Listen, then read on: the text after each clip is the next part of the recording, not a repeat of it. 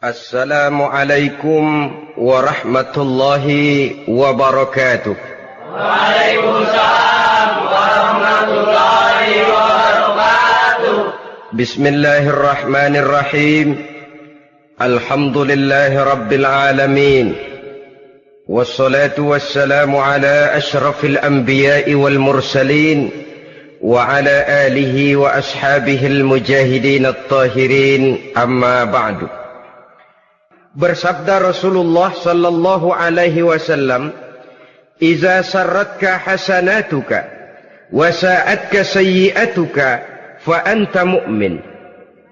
Apabila perbuatanmu yang baik menyebabkan engkau bahagia, apabila perbuatanmu yang baik menyebabkan engkau gembira, dan perbuatanmu yang jahat menyebabkan engkau jadi susah, itulah tanda bahwa di hatimu masih ada iman. Artinya, belum tentu orang yang berbuat baik merasa bahagia dengan kebaikan yang dikerjakannya. Dan tidak selamanya orang yang berbuat jahat sanggup menyesali perbuatan jahatnya. Oleh karenanya, apabila iman masih ada, apabila hati masih hidup, perbuatan yang baik menyebabkan orang gembira, perbuatan yang jahat menyebabkan orang susah dan gelisah hatinya. Ini mengandung pelajaran. Sekali kita berbuat baik, jangan sekali-kali menyesali kebaikan itu. Sebaliknya, satu kali kita melakukan kesalahan, hendaknya selalu menyesalinya. Kadang-kadang dalam kehidupan, karena orang tempat kita berbuat baik itu rupanya membalas air susu dengan air tuba, kita lalu menyesali kebaikan. Lahirlah kata-kata, "Nyesal saya nolong dia." Ibarat pepatah katanya, nolong anjing kejepit. Waktu kejepit setengah mati kita tolongin, begitu selesai dia dari kejepitnya, malah kita digigitnya. Saudara hadirin yang saya muliakan, dalam kehidupan sehari-hari barangkali ini kena filsafat yang disebut dorong mobil mogok. Ketika mobil mogok setengah mati kita dorong, begitu mesin hidup ditinggalkannya kita di belakang. Sesungguhnya perbuatan kita yang baik tidak harus disesali. Karena disesali atau tidak, toh perbuatan itu sudah kita lakukan. Dan penyesalan atas segala kebaikan hanya akan mengurangi nilai pahala kebaikan itu sendiri. Berbahagialah apabila berbuat baik, walaupun orang yang kita melakukan kebaikan membalasnya dengan kejahatan. Menyesalah apabila berbuat kesalahan, apabila melakukan dosa, karena itu pertanda nilai iman yang masih hidup dalam jiwa kita. Saudara-saudara kaum muslimin yang berbahagia, jadi sungguh pun pahala dan dosa sesuatu yang abstrak, efeknya jelas dia mendatangkan kebahagiaan atau membawa kepada kegelisahan batin di dalam kehidupan manusia. Orang di zaman materialis kurang terangsang berbuat pahala dan terdorong melakukan dosa. Kenapa? Karena pahala tidak kelihatan, dosa tidak nampak. Kalau pahala kelihatan, barangkali nggak kuat kita mikul pahala. Kalau dosa benjol, umpama tiap bikin dosa palanya benjol, barangkali sudah nggak karu-karuan kepala kita.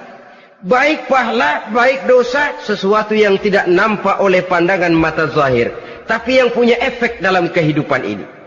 Orang yang banyak pahalanya dengan orang yang banyak dosanya, kalau dia berjalan barangkali sulit kita membedakan. Tapi efeknya dalam kehidupan ini jelas adanya. Sesuatu yang bernama pahala kita perlukan, karena hidup tidak berhenti hingga di sini.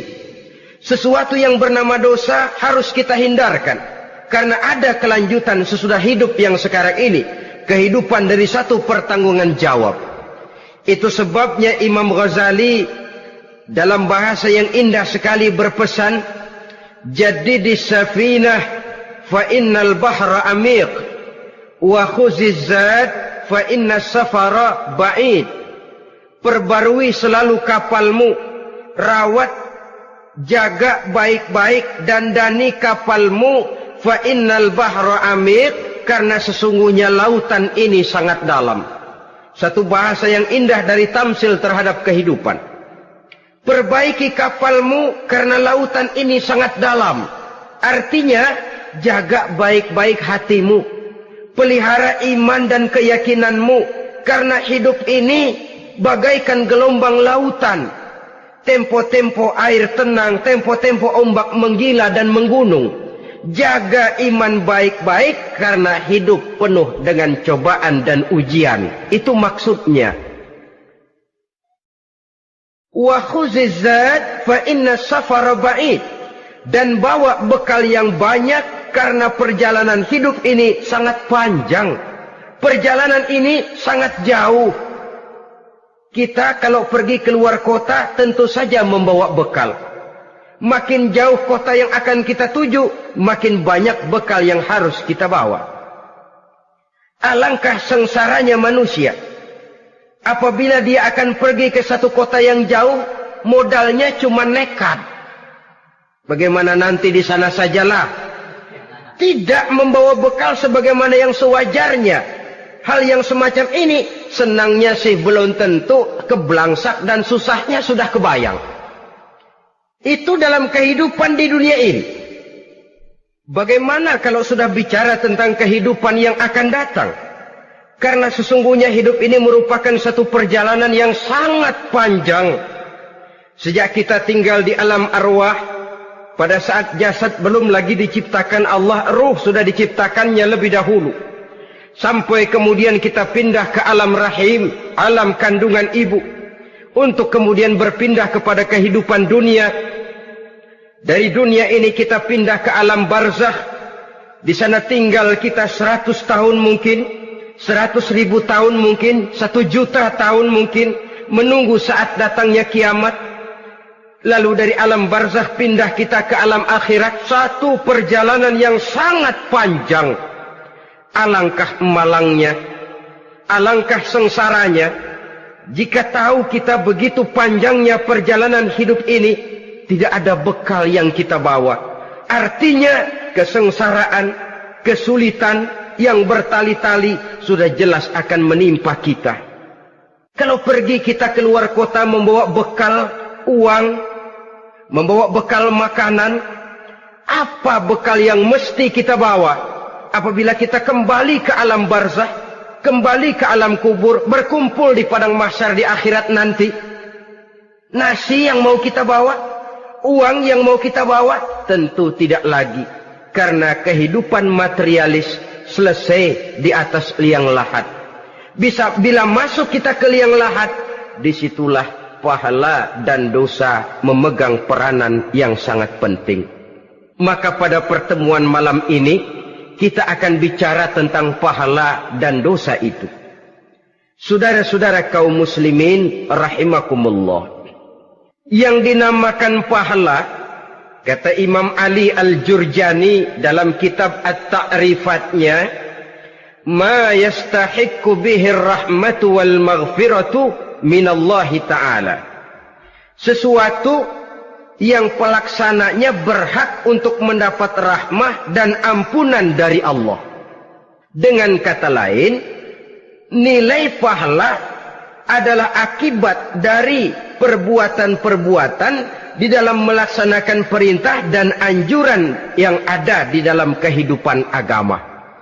Apabila perintah dan anjuran kita laksanakan, nilai pahala itu lalu datang. Nah, nilai pahala dalam Islam, menurut konsepsi Quran, Allah menjelaskan, man jaa bil hasanati falahu asyru amsalihha. Barang siapa yang datang membawa satu kebajikan, barang siapa yang melaksanakan satu kebaikan, maka dia akan mendapat balasan 10 kali dari kebaikan yang dikerjakannya.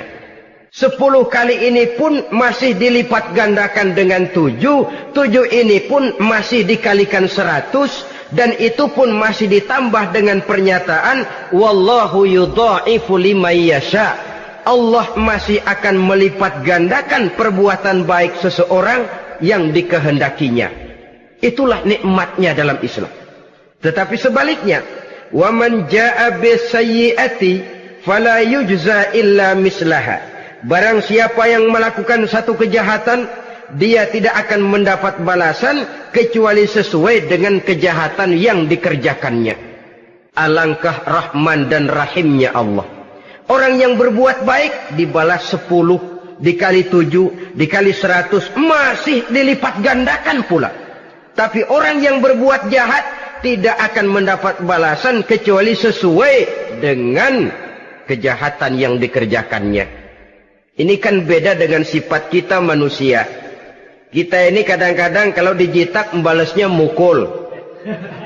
Tapi kalau orang berbuat baik kepada kita, kita enggan untuk berbuat baik kepada orang tadi. Allah tidak mengajarkan begitu.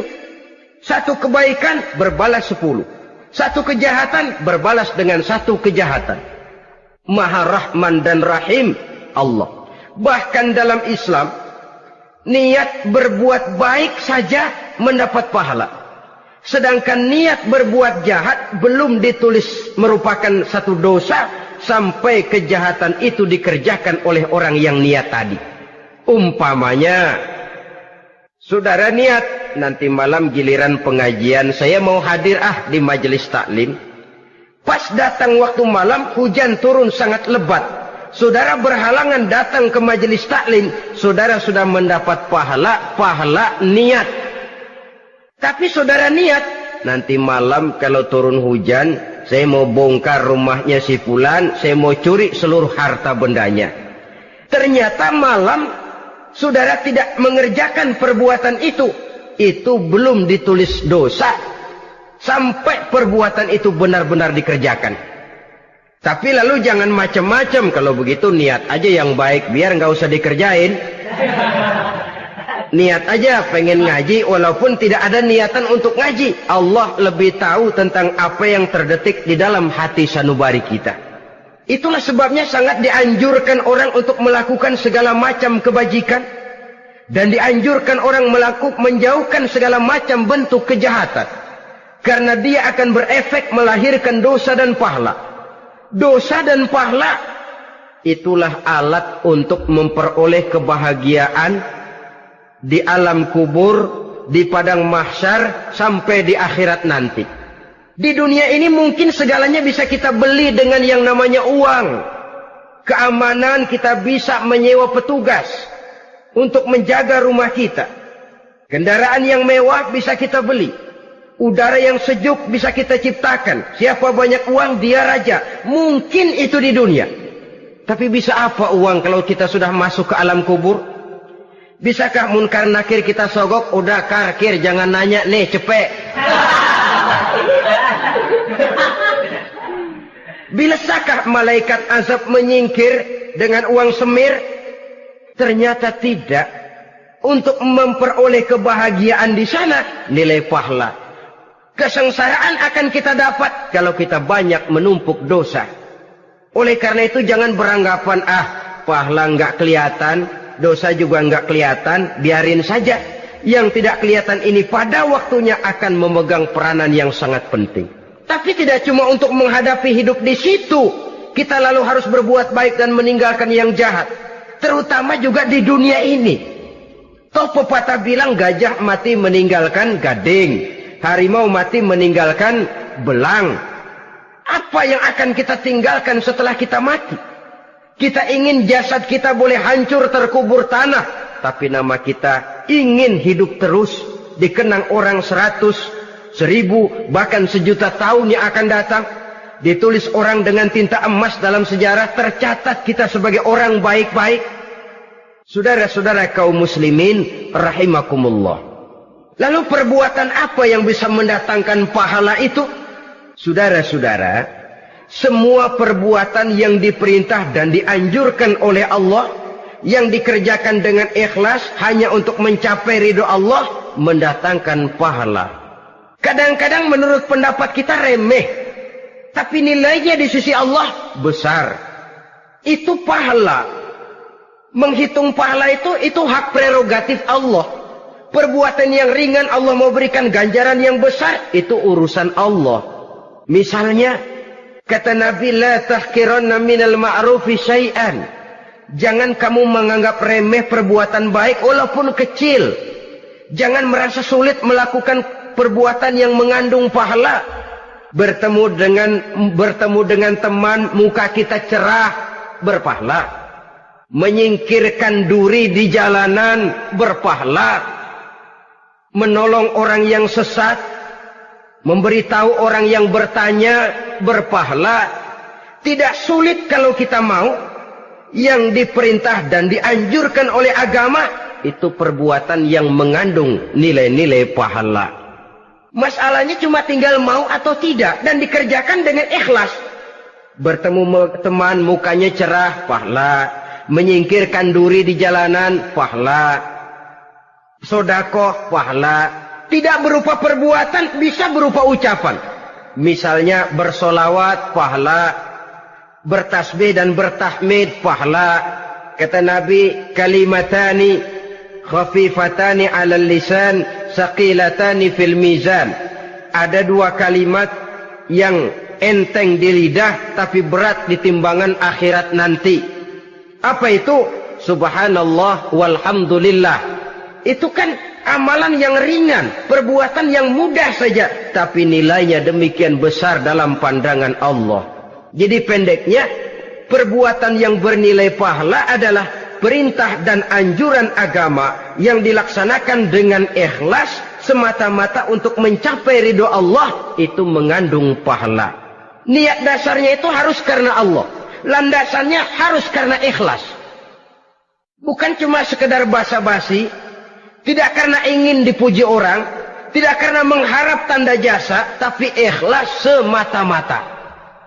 Dari perbuatan yang paling kecil dan mudah sekali sampai kepada amalan-amalan yang besar dan memerlukan biaya yang besar, seperti melaksanakan ibadah haji, seperti jihad fi sabilillah, membangun masjid, membangun pondok-pondok pesantren, membangun pusat-pusat kesehatan, membangun jalan-jalan umum, termasuk menjaga keamanan.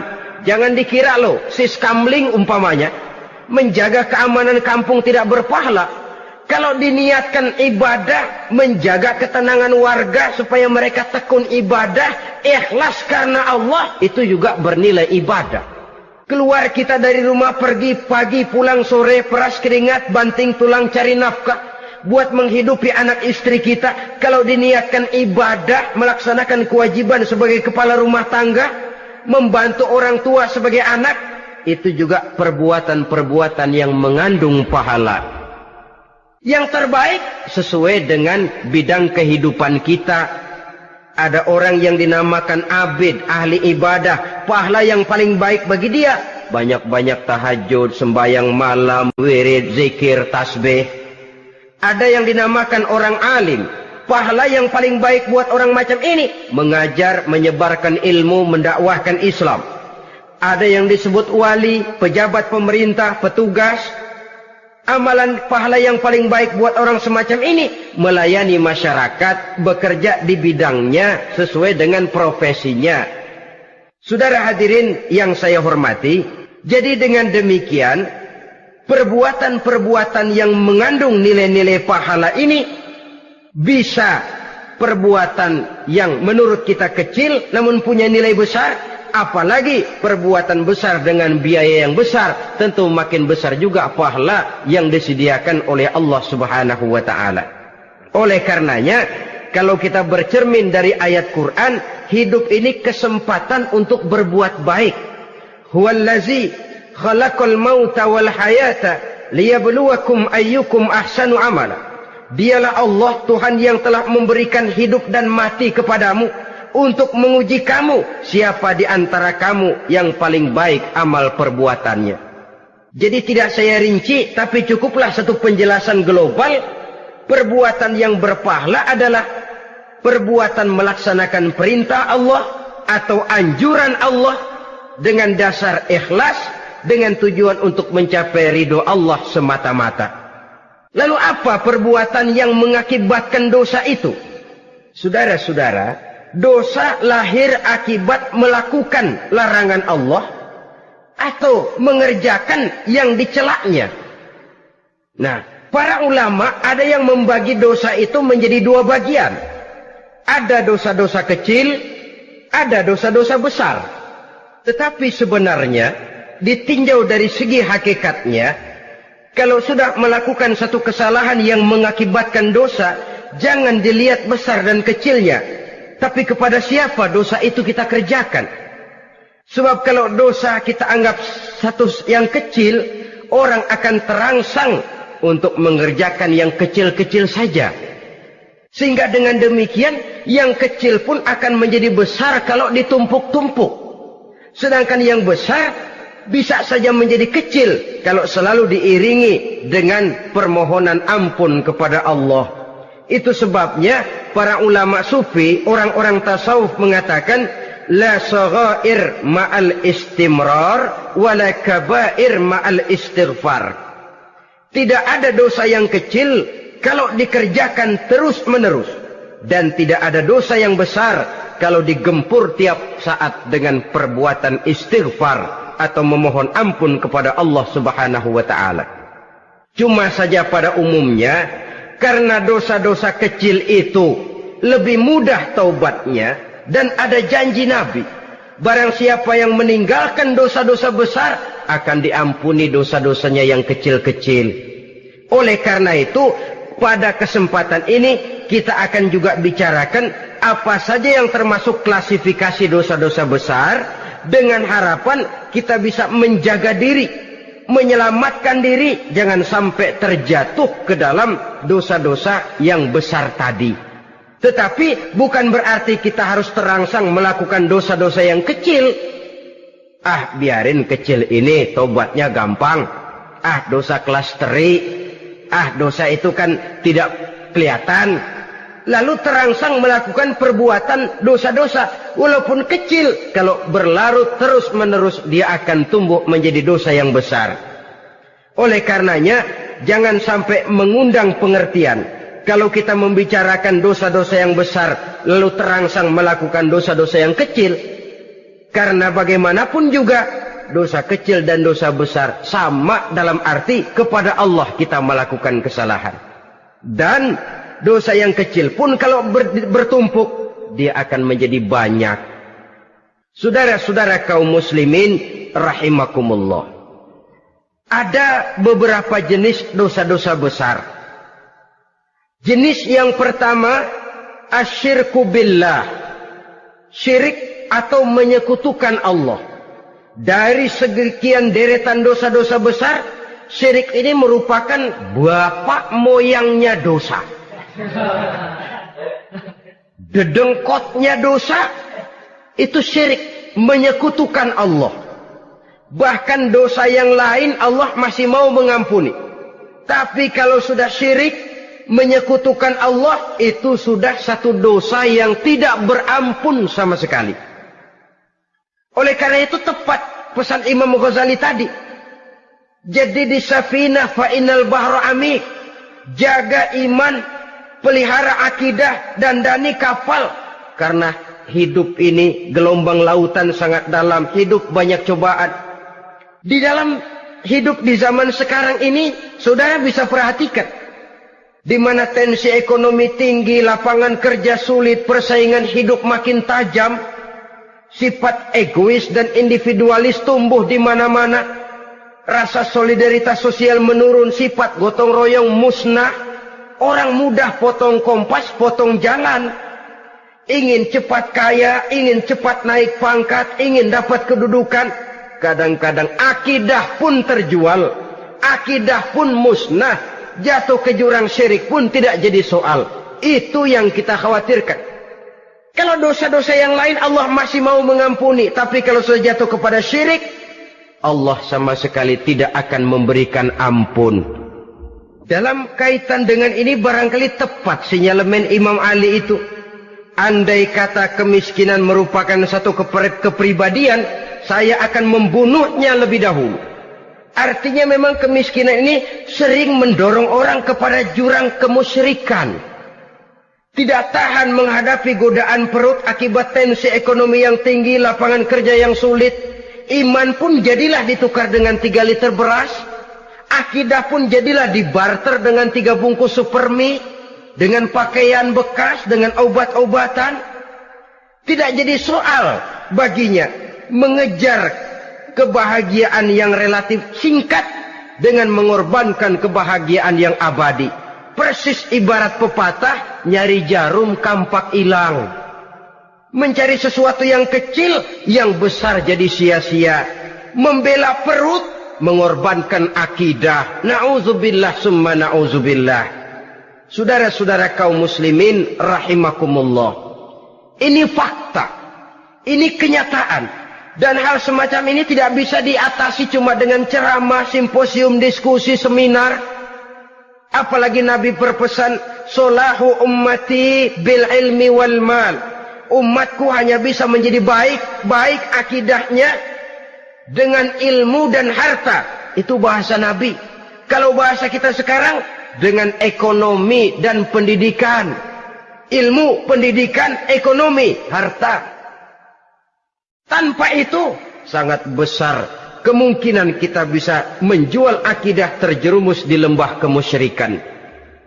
Maka terutama kepada saudara-saudara saya, muslimin yang terpencil jauh dari kota-kota besar, yang kadang dalam kehidupan seharinya imannya sering digoda oleh supermi, akidahnya sering ditantang oleh pembagian beras, pakaian-pakaian bekas, obat-obatan dan sebagainya. Jaga dan bentengi akidah kita. Lebih baik nyawa berpisah dari badan, asal iman jangan berpisah dari hati. Kepada adik-adik saya para remaja, para pemuda di kota-kota besar, yang iman dan akidahnya sering ditantang dengan minuman-minuman keras, fasilitas-fasilitas yang menghanyutkan, yang secara terarah dan praktis sedikit demi sedikit menggiring kita untuk keluar dari nilai-nilai akidah. Hati-hati, jaga baik-baik, sebab intan paling mahal, mutiara paling berharga, tidak lain nilai iman ini. Tergelincir kita daripadanya, jatuh ke lembah kemusyrikan, jatuh ke satu dosa yang teramat besar, yang Allah tidak akan pernah memberikan ampun lagi. Ini dosa besar yang pertama. Yang kedua, qatlun nafsi illa bil haq. Membunuh orang tanpa alasan yang benar. Di zaman kesulitan ekonomi kadang-kadang orang mudah nekat. Tengok saja, kadang-kadang karena pasal uang 100-200 perak saja nyawa bisa melayang. Kadang-kadang karena urusan yang remeh, salah omong, salah ambil, salah ucap, salah pegang, nyawa bisa jadi melayang. Alangkah murahnya nyawa, seakan-akan kita yang punya. Padahal nyawa itu hak milik Allah. Tidak pantas kita merampasnya, tidak pantas kita menghilangkannya dari jasad seseorang. Oleh karenanya, membunuh orang merupakan satu dosa yang sangat besar. Jangankan kepada orang yang seakidah, orang yang lain akidah saja pun, kalau dia hidup berdamai, rukun, berdampingan, kita harus melindungi. Apatah lagi teman seakidah sendiri. Saudara-saudara kaum muslimin rahimakumullah. Pantas kalau Nabi menyatakan, apabila dua orang Islam sudah saling berkelahi, berbunuh-bunuhan, al-qatil wal maqtul finnar. Yang membunuh dan yang dibunuh, dua-duanya sama-sama masuk neraka. Sahabat heran, ya Rasul, kalau yang membunuh masuk neraka sih wajar, tapi yang terbunuh kok neraka juga, kenapa? Kata Rasul, sebenarnya dia juga cuma sudah niat untuk membunuh, cuma keduluan saja. Andai kata dia tidak terbunuh, tentu dia yang akan membunuh. Saudara-saudara kaum muslimin rahimakumullah. Islam sesuai dengan namanya adalah agama damai. Kita tidak boleh mencari-cari musuh. Walaupun tidak boleh lari kalau bertemu musuh. Oleh karenanya, pantang seorang muslim menimbulkan benih keonaran menjadi biang kerok buat lingkungannya. Sesuai dengan namanya, seorang muslim adalah seorang yang dalam hidup senantiasa berusaha menebarkan salam, menebarkan kedamaian, ketenangan dan ketentraman. Dengan prinsip, musuh jangan dicari, bertemu pun jangan lari. Yang ketiga, termasuk dalam kelompok dosa besar ini, syurbul khamr, meminum minuman keras. Termasuk di dalam kata khamr ini ganja, morfin, narkotik. Sebab apa? Jenis minuman semacam itu tidak hanya merusak keadaan sekarang, tapi sekaligus merusak kehidupan yang akan datang. Kalau itu jatuh di tangan generasi muda, artinya kan merusak kehidupan masa depan daripada suatu bangsa. Karena apa? Remaja dan pemuda merupakan bentuk miniatur daripada kehidupan bangsa. Akan bagaimana warna umat Islam di Indonesia. Bahkan akan bagaimana warna Indonesia 30, 40, 50 tahun yang akan datang. Remaja sekarang jawabannya. Kalau remaja kita sekarang ini kerjanya cuma bisa nyekek botol, insya Allah bangsa Indonesia 30-40 tahun yang akan datang akan tumbuh menjadi bangsa teler. Tidak banyak yang bisa kita harapkan. Remaja adalah gambaran masa depan dari satu bangsa, dari satu umat. Dan remaja itu di dalam dirinya secara fitrah terkumpul semua bakat, terdapat semua kemungkinan. Kita ini lahir membawa sifat pemimpin, tapi juga membawa sifat pengacau. Kita ini ada bakat jadi orang jujur, ada bakat jadi pengkhianat. Kita ini ada bakat menjadi orang baik-baik, kita juga punya bakat jadi biang kerok. Kita kemungkinan bisa jadi pemimpin bangsa, tapi juga bisa menjadi pemimpin bangsat. Nanti lingkungan dan pendidikan akan menumbuhkan, membentuk mana yang tumbuh lebih subur. Kalau lingkungan dan pendidikannya lebih banyak bercerita tentang kejujuran, maka nilai kejujuran yang akan tumbuh lebih banyak dalam jiwanya. Dan insya Allah diharapkan dia akan menjadi manusia yang jujur di kelak kemudian hari nanti. Dan masalah minuman keras ini sebenarnya berkait. Kita tidak bisa cuma menyalahkan remaja saja, menyalahkan pemuda saja. Karena bagaimanapun masalahnya kompleks. Menghancurkan sesuatu tanpa melihat kausalnya, tanpa melihat sebab akibatnya kan sama juga bohong. Kemungkinan karena broken home, kemungkinan karena pergaulan, kemungkinan karena kurang perhatian orang tua, kemungkinan karena akibat bacaan, tontonan, atau fasilitas berupa dibukanya pabrik-pabrik minuman keras, dijualnya minuman-minuman keras, di warung-warung yang remang-remang, yang memberikan kenikmatan, kebahagiaan, dan kebanggaan tersendiri, sehingga akhirnya orang terangsang untuk datang dan minum di sana. Pada dasarnya memang sepele, cuman minum, nggak ngerugiin orang lain kan? Iya, pada waktu minum. Tapi dikala sudah mabuk, out of control, apapun bisa kita lakukan. Yang kita ucapkan kita tidak sadari lagi, yang kita kerjakan tidak kita sadari lagi. Dikala itu segala macam kejahatan bukan sesuatu yang tidak mungkin untuk kita laksanakan. Nggak ngerugiin orang lain, memang pada saat mau minum.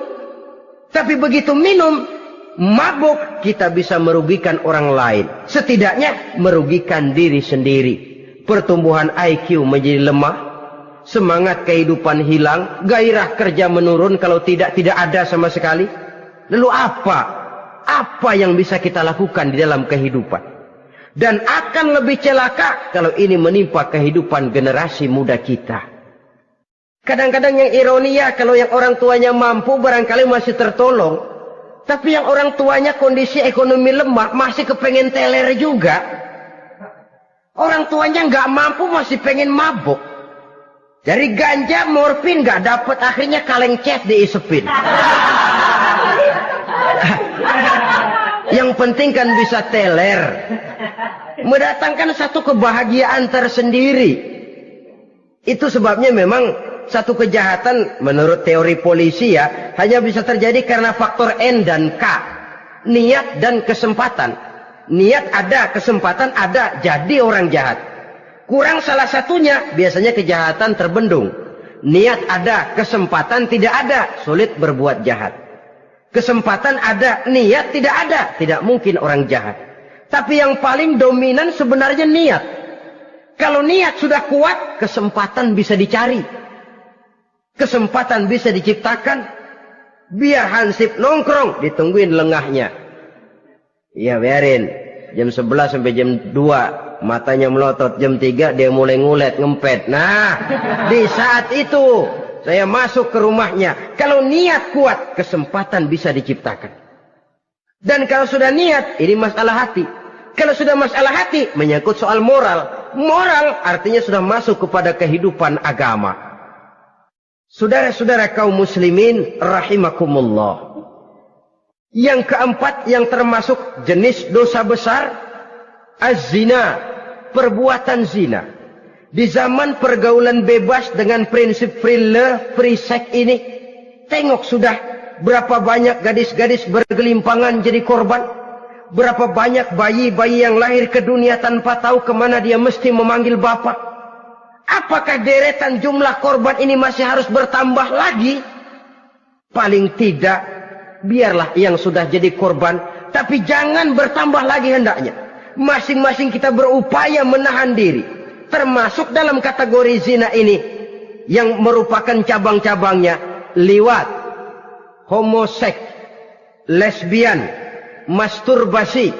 Bahkan masturbasi itu termasuk jenis zina tangan. Dan itu juga merupakan satu dosa. Di samping dosa juga merusak diri. Karena bagaimanapun juga dia akan mengurangi kemampuan daya pikir seseorang. Maka agama memberikan jalan keluar. Pesan Nabi, ya ma'syara syabab, man istata'a minkumul ba'at falyatazawwaj. Hai para pemuda, kata Nabi, barang siapa di antara kamu yang sudah bisa ba'at, yang sudah mampu ba'at. Ba'at itu artinya memberikan nafkah. Baik nafkah zahir maupun nafkah batin, falyatazawwaj, maka hendaklah dia kawin. Jadi yang maksud ba'at ini ya nafkah zahir, ya nafkah batin. Kita kadang-kadang cuma bisa ngasih nafkah batin saja sudah merasa pokoknya kan saya sanggup untuk kawin, lalu kawin tanpa kehilangan, dengan kehilangan pertimbangan. Saudara-saudara, wa in lam yastati', adapun kalau dia belum mampu, fa alaihi bisyam, hendaknya dia banyak puasa. Fa innahu lahu wija, karena puasa itu akan merupakan benteng jangan sampai orang memperturutkan hawa nafsunya. Andai kata puasa belum hobi, banyaklah olahraga para pemuda, para remaja. Karena dengan olahraga, pemikiran untuk memperturutkan hawa nafsu agak sedikit terkendali dan energi tersalurkan dalam bentuk yang positif. Pendeknya kreatif, banyak kegiatan. Ini pesan Imam Syafi'i tepat itu. Kata beliau, inni ra'aitu wuqufal ma'i yufsiduh in sala taba wa illam yajri lam yatib. Aku melihat air kalau diam rusak, tapi kalau dia mengalir jernih. Air kalau ngendap nggak ngalir, nyamuk nyarang di situ, bisa jadi sumber penyakit. Manusia hidup begitu. Kalau nggak punya kegiatan, nggak kreatif, kerjanya cuma ndelohom, ayam-ayam, akhirnya jadi ngerusak. Ngomongin orang. Si Ano, ngapa? Ano. Kebangetan nggak ngapa-ngapain, orang aja dipontenin. Orang diomongin, lahirlah namimah, lahirlah ghibah.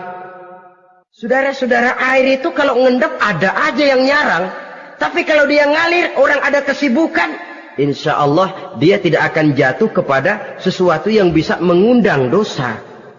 Isilah waktu dengan hal-hal yang bermanfaat. Karena hidup ini singkat dan tidak berjalan mundur ke belakang. Mundur hancur, berhenti diinjak orang.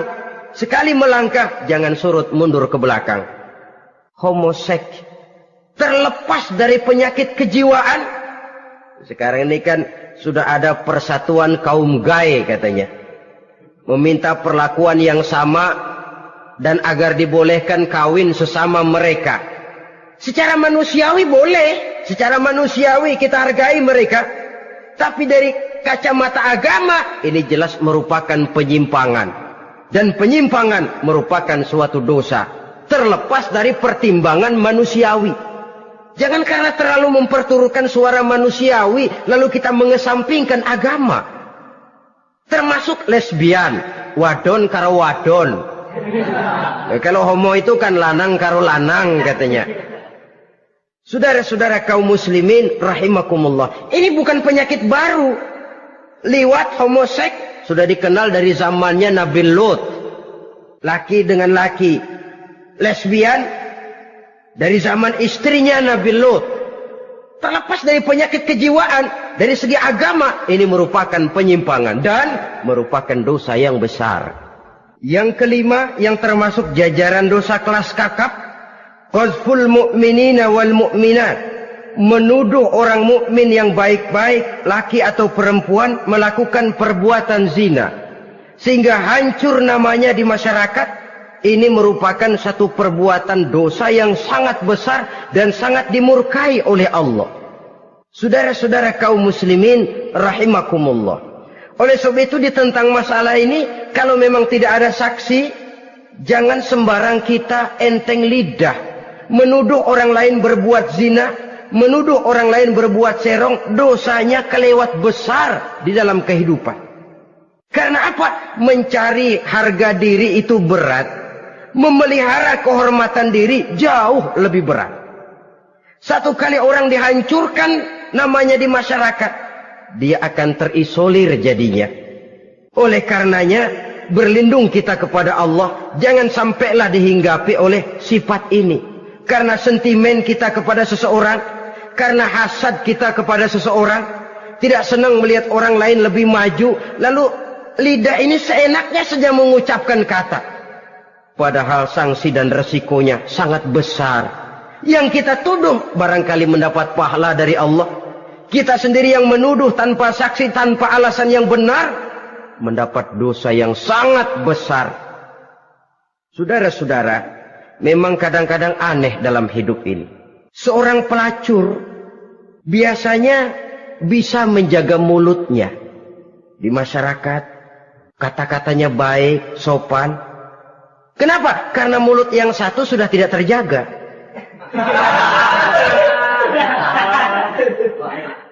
Kita kadang-kadang kehormatan bisa kita jaga, tapi mulut tidak terkontrol. Ngomong saenake dewe, bikin orang mangkel, kesal, fitnah sana, fitnah sini, menghancurkan nama baik orang, ngomongin yang macam-macam. Bagai-bagai macamlah caranya. Saudara-saudara kaum muslimin yang berbahagia. Jadi dengan demikian, menuduh orang lain berbuat zina, sedangkan orang itu tidak pernah melakukannya, ini termasuk satu dosa yang sangat besar di dalam kehidupan ini. Yang keenam, al-'aqu bil walidain, durhaka kepada ibu bapak. Seorang anak, bagaimanapun banyak nilai ibadahnya, banyak kebaikan di masyarakat, menyandang berbagai macam gelar, pangkat dan jabatannya tinggi, tapi kalau sudah durhaka kepada kedua orang tuanya, alamat hidup tidak lagi membawa keberkahan. Dan itu dosa yang sangat besar. Sampai Nabi sabdakan, ridho Allah ada di dalam keridhaan ibu bapak. Murka Allah pun ada di dalam kemurkaan ibu dan bapak. Walaupun belum tentu setiap kita orang tua, tapi yang jelas setiap kita adalah anak. Dan setiap anak punya ibu dan bapak.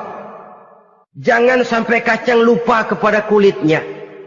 Saudara-saudara kaum muslimin rahimakumullah, durhaka kepada ibu bapak merupakan perbuatan yang sangat dimurkai oleh Allah. Apalagi ibu yang telah melahirkan kita, bahkan mengandung kita. Begitu juga bapak yang telah berusaha peras keringat banting tulang untuk mengasuh membesarkan kita. Tidak ada perbuatan baik yang kita lakukan untuk bisa menebus kebaikan daripada ibu dan bapak kita. Setidaknya kalau belum bisa berbuat baik kepadanya, kepada keduanya, janganlah menyakiti hati keduanya. Itu saja dulu yang harus dijaga. Kadang-kadang sudah berbuat baik enggak, nyakitin melulu. Sudah nyenangin belum bisa, saban sehari nyakitin saja.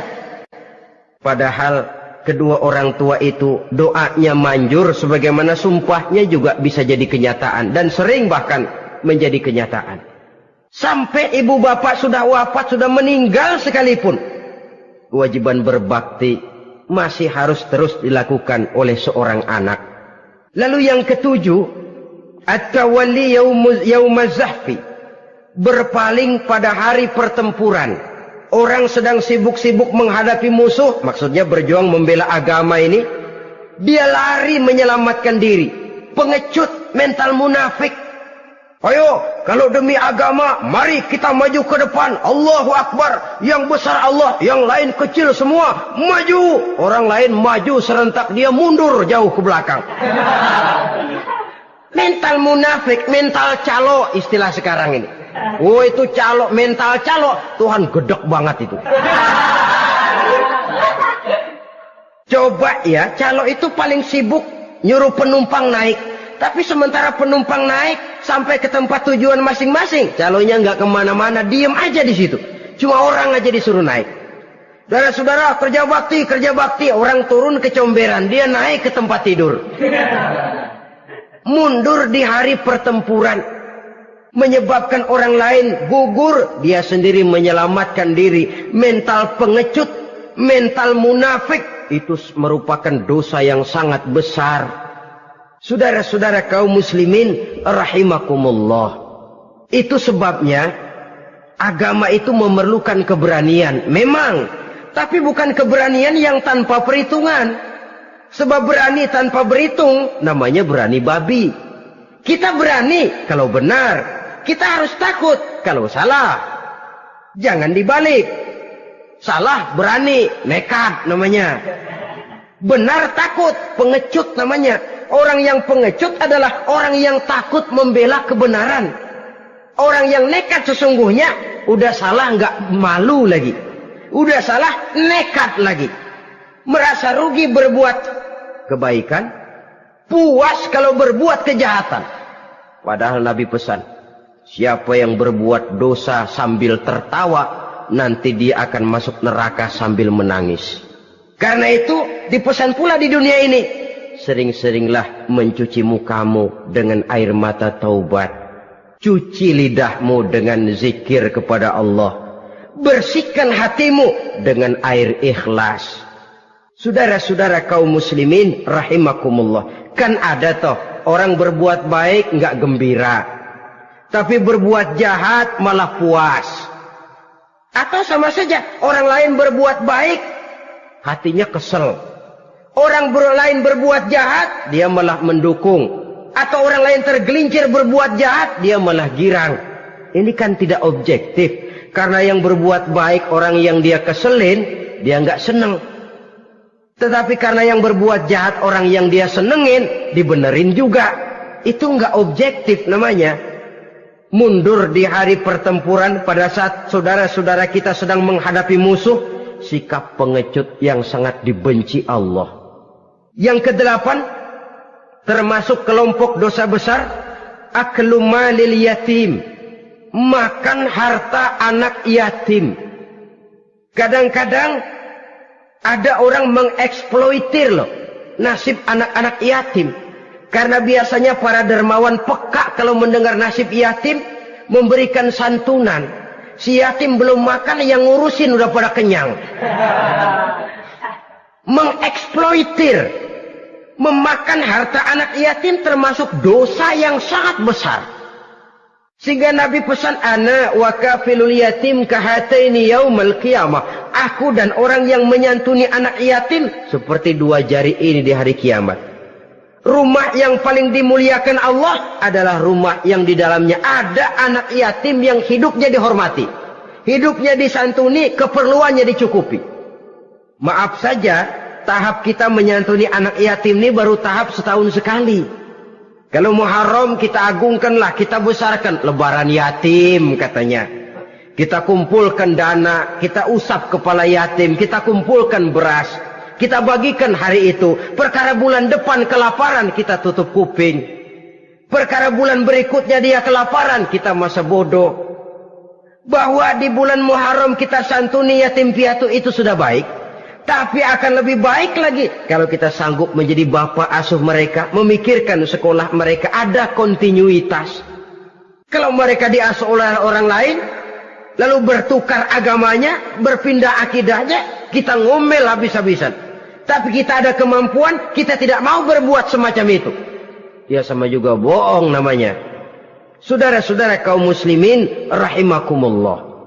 Orang yang menyantuni yatim mendapat pahala besar. Tapi orang yang mengkorup harta anak yatim, dosanya juga sangat besar.